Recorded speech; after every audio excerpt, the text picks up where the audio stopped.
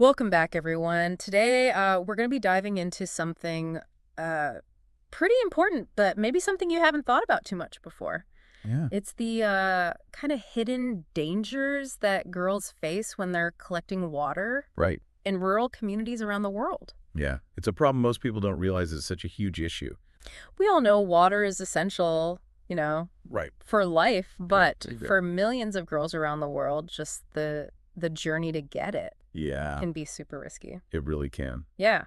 So we're going to be exploring this global issue through a podcast called A Walk for Water, A Walk into Danger. It's a powerful title. Yeah. And Yeah. it really captures what we're talking about here. And to kind of kick things off, this podcast highlights that in some regions, Okay. over 60% of girls under 10 Wow. are already responsible for collecting water for their families. That's really young. Like, can you imagine being that young and having to do that every day? It's a huge burden on them, physically and emotionally. Yeah. These girls are often walking miles, Wow. under a scorching sun. Yeah. And then they have to carry these jerrycans that can weigh up to like 40 pounds Oh, my God. when they're full. So we're talking long distances. Life. Harsh conditions. Yeah. But the podcast also revealed that a lot of times it's the isolation of these water sources that make it Exactly. so dangerous. The remote trails often have really dense vegetation, which makes them easy targets for predators. Oh, gosh. And the podcast actually had a story about one girl who was attacked while she was collecting water. Oh, no. And her attacker was hiding in the bushes just waiting for her to pass by. And I imagine that It's terrifying to think about. happens a lot. It does. And I bet it doesn't get reported. You're right. A lot of these attacks go unreported because of the fear and stigma around gender-based violence. Yeah. There's a lot of pressure for these girls to remain silent, Right. to protect their family's honor and avoid more shame and isolation. Yeah, it's so sad. It is. Yeah. And the cultural barriers make things even harder. So thinking long term, what is the impact on these girls? I mean, we're talking about physical trauma, of course, Right. but the emotional and psychological scars must be just immense. They are. And the podcast talked about how this constant fear and threat of violence can really hurt a girl's self-esteem Right. and disrupt her education and sometimes even lead to long-term mental health issues like PTSD and anxiety. Gosh, so it was almost like a vicious cycle It is. because the lack of safe water sources forces girls onto these dangerous paths, Right. makes them vulnerable to violence, Wow. and then that leads to them dropping out of school, Yeah. and that just further limits their opportunities. Exactly. And just perpetuates that poverty cycle. The podcast highlighted that in some communities, over 50% of girls who experience this type of harassment or assault Wow. while collecting water end up dropping out. It's heartbreaking. Yeah, that's a huge number. It is a devastating loss of potential. So where do we go from here? How do we even begin to address something so complex and so deeply rooted? Yeah. The podcast mentioned investing in wells and pipelines, but I'd love to hear a little more about how those solutions actually work. So when we're talking about wells, there are different types. Okay. There are drilled wells, which are more expensive but can access those deeper water sources. Okay. And then hand-dug wells are a lot more affordable, but they're susceptible to contamination. Ah, so you have to be careful. Right. You need to choose the right, well, based on the local geology and water table. That makes sense. And what about pipelines? I imagine those could be game changers. They can be, especially for communities where the water sources are miles away. Yeah. Because pipelines can bring that water directly to the villages, Wow. which eliminates those long, dangerous walks. That's amazing. But I'm guessing they're expensive. They are. They require a lot of investment in the infrastructure and maintenance. So there are definitely some practical considerations and trade-offs. Yeah. With each approach, but the outline we have for this deep dive also mentioned education and empowerment. Yes. Could you elaborate on that aspect a little? Yeah, education is a huge part of breaking this cycle. Okay. We need to empower these girls with knowledge about their rights, Mm-hmm. teach them some self-defense techniques, and how to report incidents of harassment or assault. Right. Because if they know what to do Exactly. and they know that they can speak up, Give them the power to protect themselves. and it's not just about educating girls, we need to engage boys and men too. Yes, absolutely. And kind of challenge those harmful gender norms. Right, and promote respectful behavior. The podcast highlighted community-wide education programs to shift attitudes and create a culture of safety and respect. It really does take a community effort. It sounds like tackling this issue requires a multifaceted approach. It does. It's about combining those practical solutions like the clean water infrastructure with educational initiatives that empower the girls, challenge harmful norms, and ultimately transform communities. But it all starts with acknowledging the problem, Right. bringing it to light, Yes. and refusing to just accept it Exactly. as an unavoidable reality. Couldn't have said it better myself. Well said, and that's the perfect place to stop for today. So after a quick break, we'll talk about what our listeners can do to help contribute to the solution. Sounds good. We've been talking about solutions, and I know it can feel kind of overwhelming, like where do we even begin? Right. But the podcast, A Walk for Water, A Walk into Danger, really emphasized that even small actions can make a difference. They really can. It's like a mosaic, you know? Right. Each individual piece might seem small, but when you put them all together, Yeah. it creates something really beautiful and impactful. I love that analogy. It's easy to feel powerless when you're facing a global issue, Right. but we all have a role to play. We do. Collective action is so important. So let's break it down. What are some tangible steps Okay. that our listeners can take? Well, you mentioned supporting organizations that are working on the ground. Right. Can you give us some examples of those groups? Yeah. What are the types of organizations doing this work? Absolutely. So there are organizations that are focused on providing those clean water solutions, Okay. like drilling wells, building pipelines, Uh-huh. implementing rainwater harvesting systems. Okay. And then there are others that are more focused on advocacy, Okay. working to change policies and promote girls' rights. That makes sense. And then there are also groups that prioritize education, Oh, okay.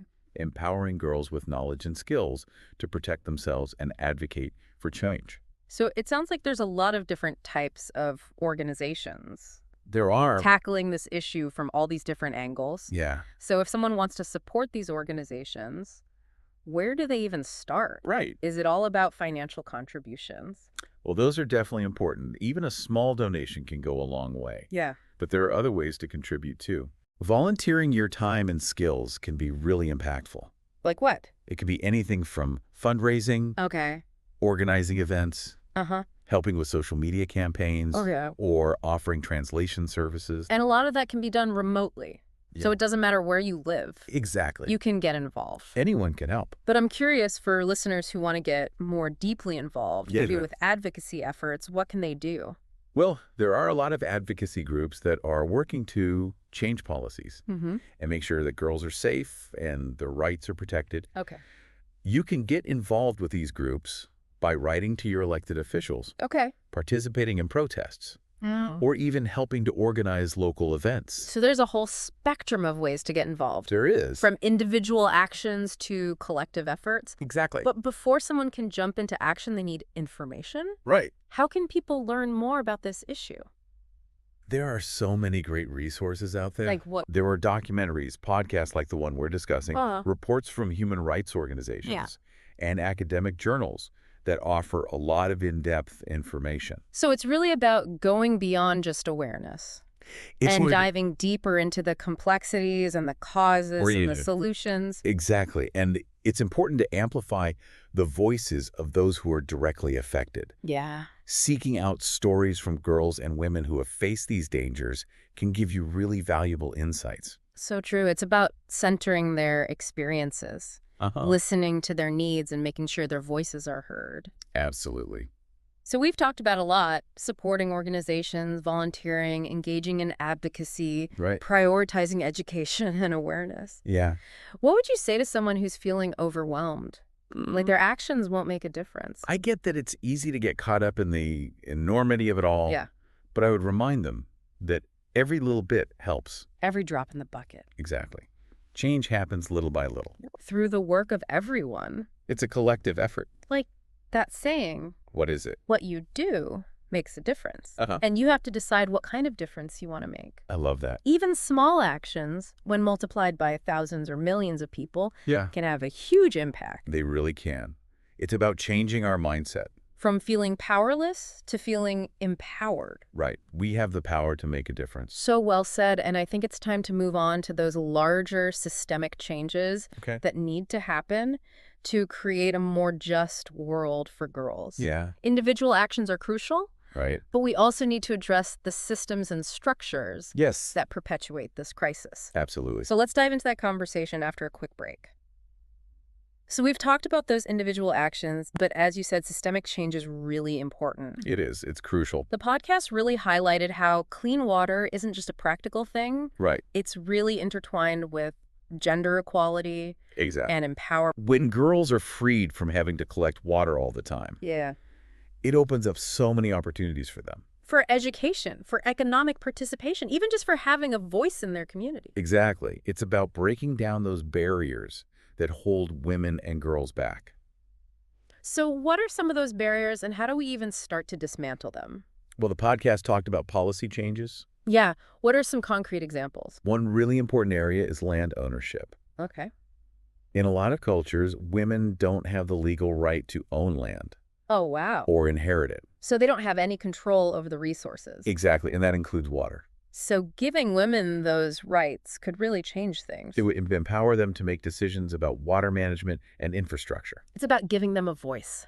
Yes, giving them a seat at the table. What other policy changes could make things safer for girls? Investing in education is huge. Of course. When girls are educated, they have the knowledge and skills to advocate for themselves and for their communities. So policies that support education for girls Yeah. are essential. And those policies need to consider the challenges that girls face. Right. Things like the lack of safe transportation Yeah. or sanitation facilities. Because if they can't even get to school Exactly. or feel safe at school. It's not really accessible. And the podcast also talked about legal reforms. Yes, making sure all forms of gender-based violence are illegal Okay. and that there are support services for survivors. So it's not just about having laws on the books. No, it's about making sure those laws are actually enforced. Right. And that women can get help. Exactly. This makes me think about the cultural norms Yeah, that sometimes lead to violence against women being accepted. it's a tough one. But education and awareness campaigns are key.